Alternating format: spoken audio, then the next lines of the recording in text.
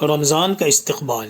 جناب نبی کریم صلی اللہ علیہ وسلم رمضان المبارک کے مہینے کو خوش آمدید کہہ کر اس کا استقبال فرماتے اور صحابہ اکرام سے سوالیہ انداز میں 3 بار دریافت کرتے، ماذا یستقبلکم وتستقبلون، یعنی کون تمہارا استقبال کر رہا ہے اور تم کس کا استقبال کر رہے ہو۔ حضرت عمر بن خطاب رضی اللہ عنہ نے یہ سنا تو عرض کیا، یا رسول اللہ کیا کوئی وحی اترنے والی ہے؟ فرمایا نہیں۔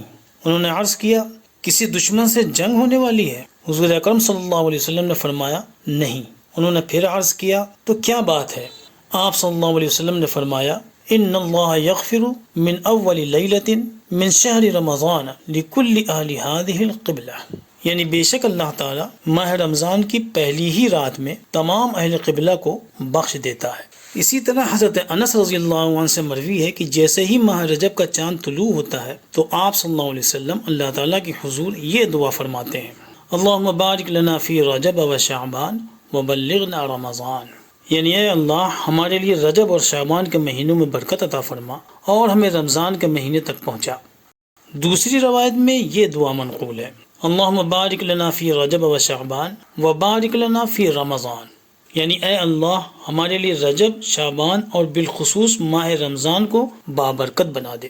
ام المومنین حضرت عائشہ صدیقہ رضی اللہ عنہ بیان کرتی ہیں کہ انہوں نے حضور نبی کریم صلی اللہ علیہ وسلم کو مسلسل 2 ماہ تک روزے رکھتے نہیں دیکھا، مگر آپ صلی اللہ علیہ وسلم شعبان المعظم کے مبارک مہینے میں مسلسل روزے رکھتے تھے کہ وہ رمضان المبارک کے روزے سے مل جاتا۔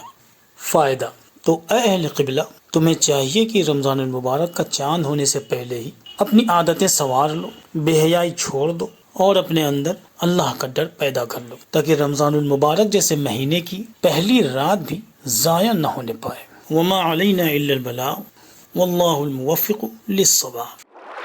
وہ سجدوں کے شوقین غازی کہاں ہے، زمیں پوچھتی ہے نمازی کہاں ہے، زمیں پوچھتی ہے نمازی کہاں ہے۔